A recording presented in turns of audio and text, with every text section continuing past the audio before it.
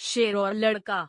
बच्चों, शेर तो शायद तुमने न देखा हो, लेकिन उसका नाम तो सुना ही होगा। शायद उसकी तस्वीर देखी हो और उसका हाल भी पढ़ा हो। शेर अक्सर जंगलों और कछारों में रहता है। कभी कभी वह उन जंगलों के आसपास के गांवों में आ जाता है और आदमी और जानवरों को उठा ले जाता है। कभी कभी उन जानवरों को मारकर खा जाता है जो जंगलों में चरने जाया करते हैं। थोड़े दिनों की बात है कि एक गडरिये काला रका गाय बैलों को लेकर जंगल में गया और उन्हें जंगल में छोड़कर आप एक झरने के किनारे मछलियों का शिकार खेलने लगा। जब शाम होने को आई तो उसने अपने जानवरों को इकट्ठा किया, मगर एक गाय का पता न था। उसने इधर उधर दौड़ धूप की, मगर गाय का पता न चला। बेचारा बहुत घबराया, मालिक अब मुझे जीता न छोड़ेंगे। उस वक्त ढूंढने का मौका न था क्योंकि जानवर फिर इधर उधर चले जाते, इसलिए वह उन्हें लेकर घर लौटा और उन्हें बाड़े में बांधकर बिना किसी से कुछ कहे हुए गाय की तलाश में निकल पड़ा। उस छोटे लड़के की यह हिम्मत देखो। अंधेरा हो रहा है, चारों तरफ सन्नाटा छाया हुआ है, जंगल भाए भाए कर रहा है, गीदड़ों का हौवाना सुनाई दे रहा है, पर वह बेखौफ जंगल में बढ़ा चला जाता है। कुछ देर तक तो वह गाय को ढूंढता रहा, लेकिन जब और अंधेरा हो गया तो उसे डर मालूम होने लगा। जंगल में अच्छे अच्छे आदमी डर जाते हैं, उस छोटे से बच्चे का कहना ही क्या, मगर जाए कहाँ। जब कुछ न सूझी तो एक ऊंचे पेड़ पर चढ़ गया और उसी पर रात काटने की ठान ली।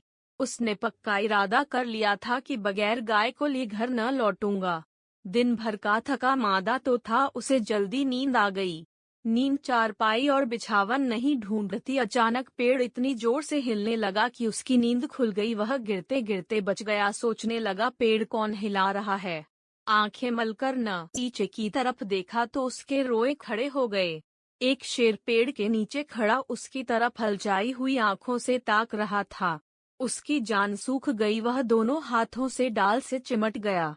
नींद भाग गई। कई घंटे गुजर गए पर शेर वहां से जरा भी न हिला। वह बार बार गुर्राता और उछल उछल कर लड़के को पकड़ने की कोशिश करता। कभी कभी तो वह इतने नजदीक आ जाता कि लड़का जोर से चिल्ला उठता।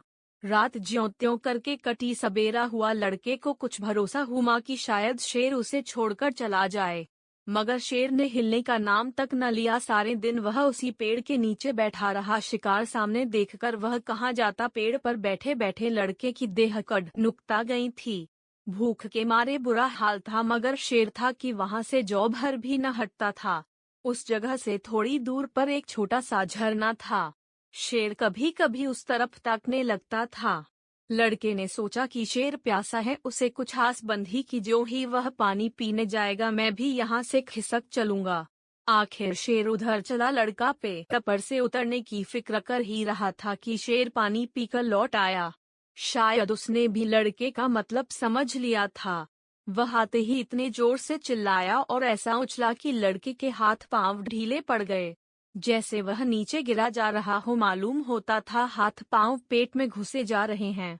ज्यों त्यों करके वह दिन भी बीतता गया।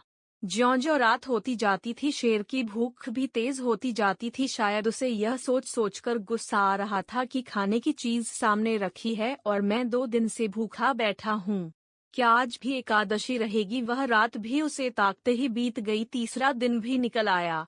मारे भूख के उसकी आंखों में तितलियां सी उड़न एक ही मात्रा लगी। डाल पर बैठना भी उसे मुश्किल मालूम होता था। कभी कभी तो उसके जी में आता कि शेर मुझे पकड़ ले और खा जाए। उसने हाथ जोड़कर ईश्वर से विनय की, भगवान क्या तुम मुझ गरीब पर दया न करोगे। शेर को भी थकावट मालूम हो रही थी। बैठे बैठे उसका जी उब गया। वह चाहता था किसी तरह जल्दी से शिकार मिल जाए। लड़के ने इधर उधर बहुत निगाह दौड़ाई कि कोई नजर आ जाए, मगर कोई नजर न आया।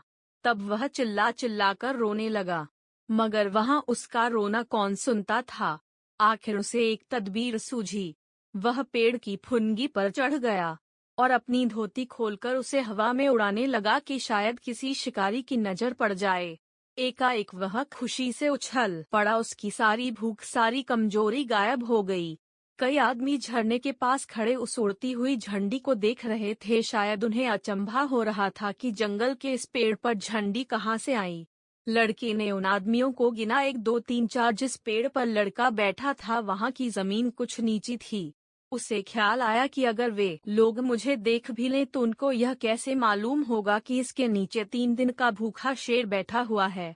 अगर मैं उन्हें होशियार न कर दूं तो यह दुष्ट किसी न किसी को जरूर चट कर जाएगा। यह सोचकर वह पूरी ताकत से चिल्लाने लगा। उसकी आवाज सुनते ही वे लोग रुक गए और अपनी अपनी बंदूकें संभालकर उसकी तरफ ताकने लगे। लड़के ने चिल्लाकर कहा, होशियार रहो, इस पेड़ के नीचे एक शेर बैठा हुआ है। शेर का नाम सुनते ही वे लोग संभल गए, चटपट बंदूकों में गोलियां भरी और चौकन्ने होकर आगे बढ़ने लगे। शेर को क्या खबर कि नीचे क्या हो रहा है। वह तो अपने शिकार की ताक में घात लगाए बैठा था। यकायक पैरों का बड़ी ई की मात्रा आहट पाते ही वह चौंक उठा और उन चारों आदमियों को एक टोले की आड़ में देखा। फिर क्या कहना था उसे, मुंह मांगी मुराद मिली। भूख में सब्र कहाँ, वह इतने जोर से गरजा कि सारा जंगल हिल गया और उन आदमियों की तरफ जोर से जस्त मारी। मगर वे लोग पहले ही से तैयार थे। चारों ने एक साथ गोली चलाई। दन दन दन आवाज हुई। चिड़ियां पेड़ों से उड़ उड़कर भागने लगीं। लड़के ने नीचे देखा, शेर जमीन पर गिर पड़ा था। वह एक बार फिर उछला और फिर गिर पड़ा, फिर वह हिला तक नहीं। लड़के की खुशी का क्या पूछना, भूख प्यास का नाम तक न था। चटपट पेड़ से उतरा तो देखा सामने उसका मालिक खड़ा है। वह रोता हुआ उसके पैरों पर गिर पड़ा। मालिक ने उसे उठाकर छाती से लगा लिया और बोला, क्या तू 3 दिन से इसी पेड़ पर था? लड़के ने कहा, हाँ, उतरता कैसे, शेर तो नीचे बैठा हुआ था। मालिक, हमने तो समझा था कि किसी शेर ने तुझे मार कर खा लिया। हम चारों आदमी 3 दिन से तुझे ढूंढ रहे हैं। तूने हमसे कहा तक नहीं और निकल खड़ा हुआ। लड़का, मैं डरता था, गाय जो खोई थी। मालिक, अरे पागल, गाय तो उसी दिन आप चली आई थी। भूख